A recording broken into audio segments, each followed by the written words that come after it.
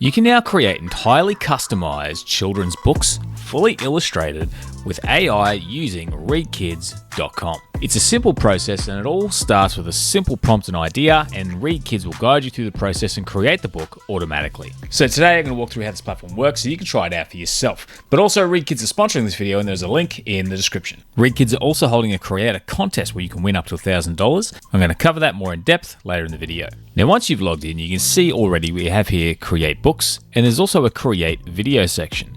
But before we get started, there's also some sort of previews down here on books you can use as templates. So if I open up the Tricky Fox, you can see we have a book here that we can flip through and read, fully illustrated, with captions generated using ReadKidz AI.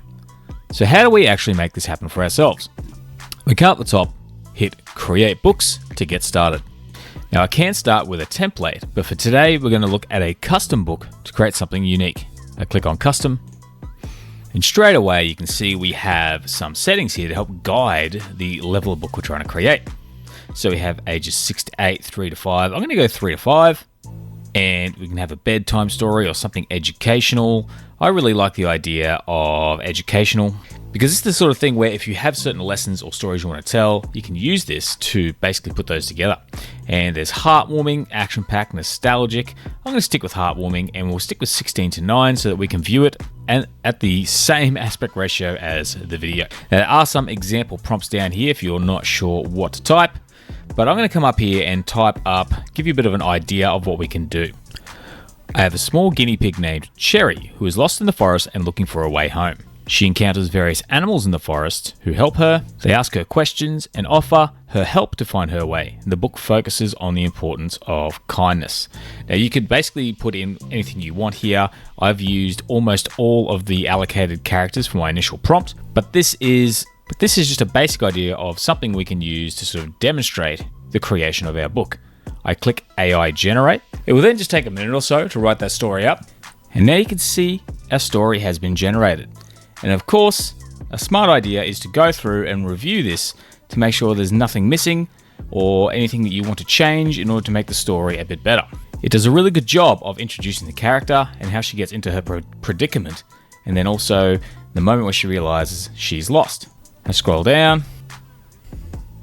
I can then come down, hit next, and then it breaks things down a little bit further. So you can see here that we have our story on the left, we have the protagonist and side character, and a little bit of information about our characters. I come over here to storyboards, and you can see, we can scroll down and see each page and the text that's on that page. And of course, you can go through and review these to make sure you're happy with them.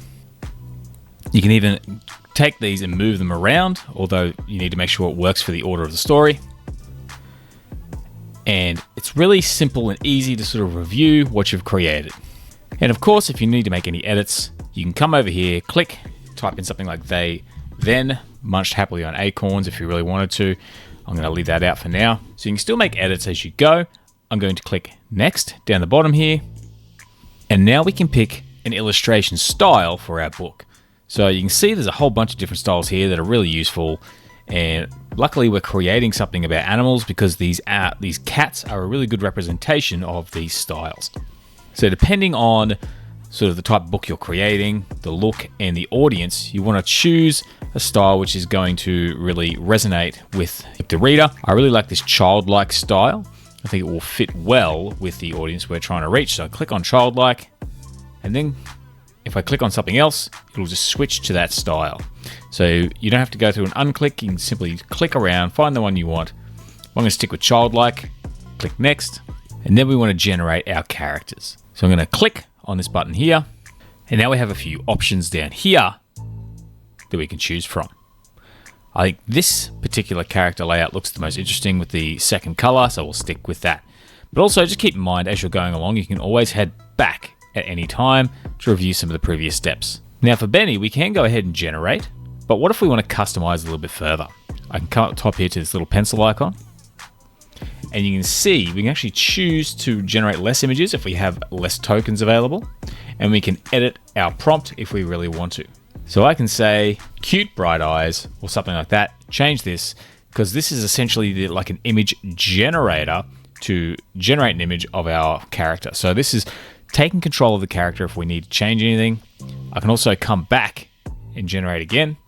But if I stick with this in my 4 images, click generate, and our character has been created. This particular version of the character I don't particularly like, so we'll try one of the others. I think this one looks nice and cute. We'll stick with that one. I click confirm. And again, if I want to come back over here to Cherry, I can click the pencil icon and even generate something else. So if I decide I want to try something a little bit different, I can come down to where it says adult golden fur, add to that prompt, just generate 2 images, hit generate. I can then choose this image instead if I want to, click confirm, and when I'm ready to move on, click next. We then give the AI a bit of time to write some prompts based off the information we've given it in order to generate the images we want.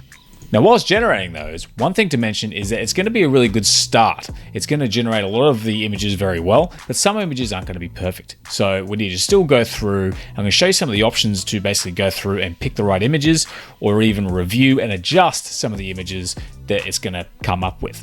Now, before we go ahead, as I mentioned before, if you want to enter the creative contest, then all you need to do is sign up, and when you log in, there's a little banner here you can click. And here we get a little bit of information. You can see the rewards here. We get up to $1,000. Second place is $500. So there's a lot here to win.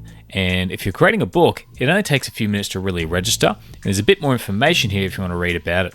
But essentially, if you want to register, come up the top here and click the contribute button. Choose the book that you've created. Hit submit. And of course, we want to confirm that we're using this book for our entry into the contest. And now our registration is successful. Just make sure your book has at least 12 pages with illustrations and captions on every page, including the back page, which I didn't actually create an image for. So I quickly went in, added an image, and that way I can submit the work, and only 1 submission per membership can be actually submitted to this contest. So check that out using the link in the description below. And now back to the video. And now that it's all been done, what we need to do is just go through and make sure we're happy with the overall image, that we have the right characters in there, such as Cherry. I hit generate, and we have our first image, as well as the option to choose from various other images. I think this one looks the best. Click confirm. We have our first image. So then I'm going to come through, review each one.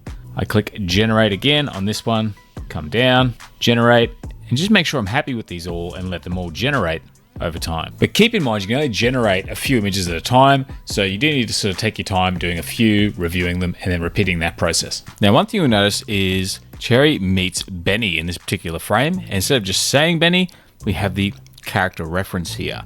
Important to note that if you want that character in the scene to appear the same, you need to actually use that character reference. But let's keep going. Now, one thing to consider is that this is AI, so you're not always going to get a perfect result, but there is a really cool option that can help here. This image, the squirrel, looks a bit different and is talking to the bunny, which I think is probably the wrong character for this scene. What I can do is come up to this previous image here. When I scroll down, there are a few images I've generated, and I've got a few different options. What I can do, I've got this image here, which is slightly different to this one. I can download it by clicking this button here, close out, then I come down to this one here, and instead of saying AI images at the top, I can click on that and click image upload. I click on that, upload an image. I've saved my other squirrel image, click open, and I can then use this image. I can use that image in my story. However, it looks a little bit blurry here, but if you're not sure about that, you can simply click on the preview button to see it is full resolution. So that is pretty handy. Very useful tool to be able to move some images around if you see fit. But also, as you're generating these images, you may notice that some of these pages, for example, we have Sammy leading the 2 animals in, Sammy being a squirrel. Maybe I don't really need these 2 in the scene. What I can do is turn them off, and I can change the prompt here.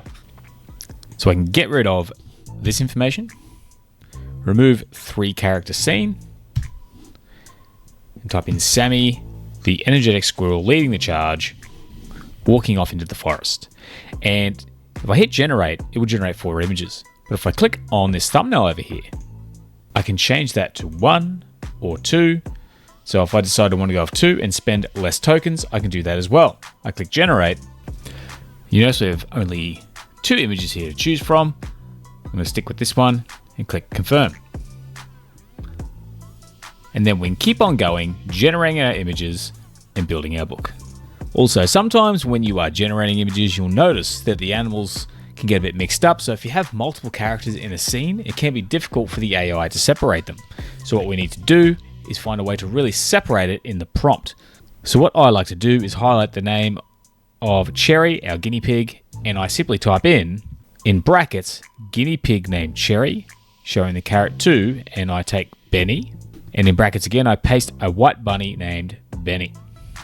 I then take these descriptions, I add a full stop, I separate and say Cherry's a female guinea pig, and then I find where it says fluffy white fur, separate again, and I say Benny is a white bunny. So that way we can, in the brackets, basically determine what character is what animal, and then describe the character separately below. Generally, I would end in a full stop. That way the AI knows that we're looking at a guinea pig character named Cherry, as that is enclosed in brackets, and a white bunny named Benny enclosed in brackets with the descriptions and the character references. So this time when I hit generate, now we have a guinea pig and a bunny in the scene, and I've got a few different versions of that to choose from. Now this really highlights that AI is great for doing the vast bulk of the work. It still saves you hours upon hours upon hours, but that human touch is what really polishes things off. So the more time you spend just adjusting this process, the better the final result will be. Now, once you've gone through and set all your images, check them all out, you can actually go down the bottom here to next, and you'll get this nice little editor where you can view each page and make some edits. For example, on the title page here, I need to move this down so it doesn't cover Cherry's face. Another thing I could do is click on these images, move them around, reframe them if I want to, and I've got a little bit of control over the layout here like I would any sort of image editor. I can also come up here to card color and change that to say a green color. And then if I bring this in, you'll see there's a bit of green around the outside if you were to go with that. I can also crop if I want to by just dragging these top and side handles, but I can also undo, put things back to the way they were. And if I want to change this image, I can go up here to AI images. I can regenerate from here, or even choose one of the other images that are generated. So I can make a lot of edits from here pretty easily. I can also click on this text, and I can even edit it. I can say Cherry's kindness adventure, although I do like kind adventure better. I can highlight this, change the font, maybe tighten 1. I could even click off and resize if I want to. I can rotate, bold, italics, all the usual text options. Even change the color of the outline. So maybe I decide to keep it white. I can change, there's a background color. I can also add a background behind the text. I'm going to leave it as transparent, or I can change the color of the text itself. Make it nice and dark, maybe a dark green or something like that. So I can make those edits on each page. I can come through, check every page and make sure the text is not interfering. And again, I can change any of this text to something else. So I'm going to undo that. And over here, I can add things like background music. I can add another text option in there if I want to. I can add in some shapes, upload images, or even add in audio if I want to sort of work on this to make it something of a video. But one of the best ways to do is to scroll down the left here and just look at the thumbnails, make sure you're happy with everything. Now I've gone and created a pretty big book. You can probably shorten that down if you wanted to, but essentially I can also come to here, see the full story. I can go in and out of full screen mode, which I'm already in, or I can save this. So if I click save, it has saved it and all my changes are now saved on the ReadKidz website. Now I can also present and preview, but I can also come over here to export a PDF. So if I hit export PDF, I then save that PDF, and I have a PDF here that I can share and send to people for the story or even get it printed. But coming back, I can hit present up the top here, and here we have our book. I can scroll through with these arrows. I could even just actually grab the corner of the page and turn them that way, which is pretty cool, and read my story. For now, I'm going to X out of that, And again, because I saved this, I can exit and it sits here under my creations. So any stage I can come in, I can rename, or I can share it. So if I click share, I can essentially copy a link, which I'll pop in the description below so you can check it out for yourself, of this book. That's the main process for creating a book using ReadKidz, but there's a couple of other tools I want to touch on that may also help with the overall process. And the first one is AI image. If I click on that, I can create a new gallery. Maybe I'll call it something like Sammy the Squirrel. And maybe I find that same art style we use for the book. This one here, hit create. And what we have is a standard image generator. So we can come here and type in a prompt and say something simple like an elegant deer in the forest walking toward us. Now, I know I called it Sammy the Squirrel, and we're actually working on Daisy the deer, if you want to get technical, but just bear with me. I hit generate down the bottom here, and I'm able to generate 4 images that we can check out and potentially use in our book. And again, if I like this image, I come down here, click the download button, and I can download that and go back and add it to my book. But there's also a few other settings over here like edit, but I can also add something down here such as a fluffy white bunny rabbit. Hit enter, and you'll see I've got these elements here, and I can even move them around. So I've got an elegant deer in the forest, fluffy white bunny rabbit walking towards us. So as I even type in here, stream of water, bright sunlight, it breaks these up into elements that I can move around and reorder quite easily, so I don't have to keep on copying and pasting up here. And of course, there are some more settings up here. So I can add a reference, so I can add an image if I want to. Change the aspect ratio, so we go 16:9, and we can add in some common prompt phrases like front view, side view. So if I said front view, and I said hopeful, I can also only generate 2 images or less. I can view more common prompts to try in my prompt here. And it even gives us an example so we know what to expect. So maybe we say face shot.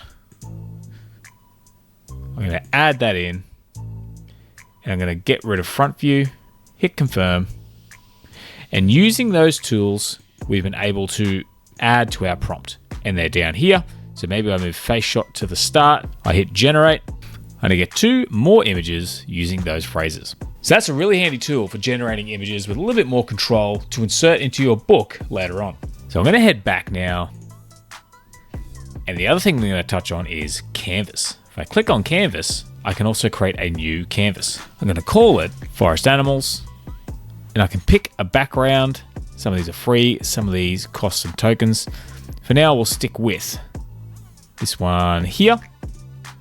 Hit create, and we can start adding images in here. So if I go over here to my sidebar, click image, I can choose one of the images I just generated, like this one here, confirm, and I can pop that into the canvas. And it's actually covered a little bit of text already there. So if I right click, I can actually reorder and go layer and go last layer to bring it to the bottom. And this works a lot like the editor for the book itself, so we can kind of create from there. So this is a really powerful tool. If you wanted to say create your own book, you could go through, add an image, add another page on the left here. I can click on this to move to that page, and again, I can upload my own. I can add some text, music. I can add in an image here, choose one of the images we've already used or created, click confirm, and I can even position that on the page. Again, I go right, layer, last layer, and I can even move this text if I want to and put something else in there. So essentially, you can create a full book using the bookmaker on this particular platform. But if you want to get a little bit more specific, you can work on the images separately using the AI image generator, or even just sort of build from scratch using the Canvas tool. So both of these tools kind of work together and are kind of like the different sections of the bookmaker. So that is pretty cool that you can kind of break that process apart and get a little bit more custom with what it is you're creating. So if you're really wanting to leverage AI for storytelling, check out ReadKidz today. They are the sponsor of this video. I want to thank them for sponsoring this video. There's a link in the description below to check them out. Otherwise, that's the video for today, guys. And if you liked it, please consider giving it a like. Otherwise, thanks for watching the video. I hope to see you again soon, and have a great day.